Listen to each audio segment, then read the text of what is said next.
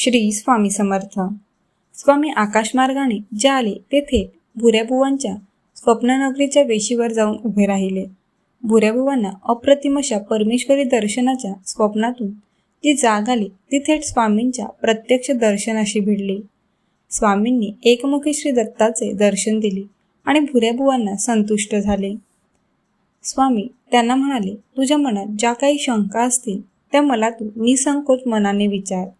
तरीसुद्धा एक सांगतो की साधकाने निशंक आयुष्य जगायला हवे. शंकांचा उगम जिथे झाला असेल तिथेच त्या ताबडतोब विराम पावल्या पाहिजेत. वेदांतातील 4 महावाक्ये जी आहेत त्याविषयी, विशेषतः तत्वमसी विषयी तुझ्या मनात शंकांचे जाळे निर्माण झाले आहे. द्वैतवादी एक अर्थ लावतात, अद्वैतवादी दुसरा अर्थ लावतात. कुणीच अनुभवातून बोलत नाही. सर्व पंडिती चर्चा करतात. आपण अनुभवसिद्धी भाषेतून बोलावे एवढे तू लक्षात घे. एक सांगतो, परब्रह्म माझ्यात सामावलेले आहे आणि मी परब्रह्मात सामावलेलो आहे. ही अवस्था जोपर्यंत प्राप्त होत नाही तोपर्यंत देवदर्शन घडत नाही. तुला श्री दत्तात्रेयांचे स्वप्नात दर्शन झाले तेव्हा मी तिथेच होतो ना? स्वामी बोलत होते आणि भुऱ्याबुवा आश्चर्यचकित होत होते. त्यांची आता खात्रीच पटली की स्वामी समर्थ श्री दत्तावतारी आहेत. स्वामींनी भुऱ्याबुवांच्या मस्तकावर आशीर्वादाचा हात ठेवला आणि त्या क्षणी भुऱ्याबुवांना समाधी लागली. त्या समाधी अवस्थेत ते खूप वेळ होते. नंतर स्वामींनी त्यांच्या माथ्यावर पुन्हा हात ठेवला आणि भुऱ्याबुवा समाधीतून जागे झाले. ते स्वामींची मुक्तपणे स्तुती करीत बोलू लागले.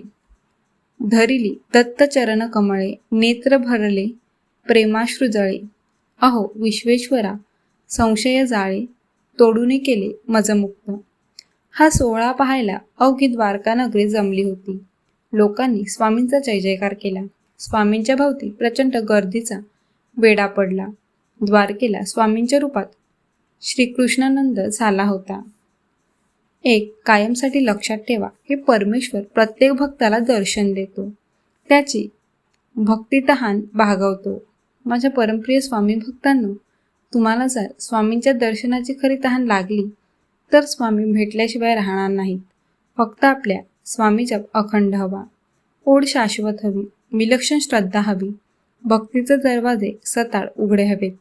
तेव्हा कुठल्या दरवाजाने आपल्या मन अंगणात अवतीर्ण होईल हे सांगता येत नाही. भुऱ्याबुवांना प्रत्यक्ष दर्शन घडले आणि त्याला हजारो लोक साक्षीला होते.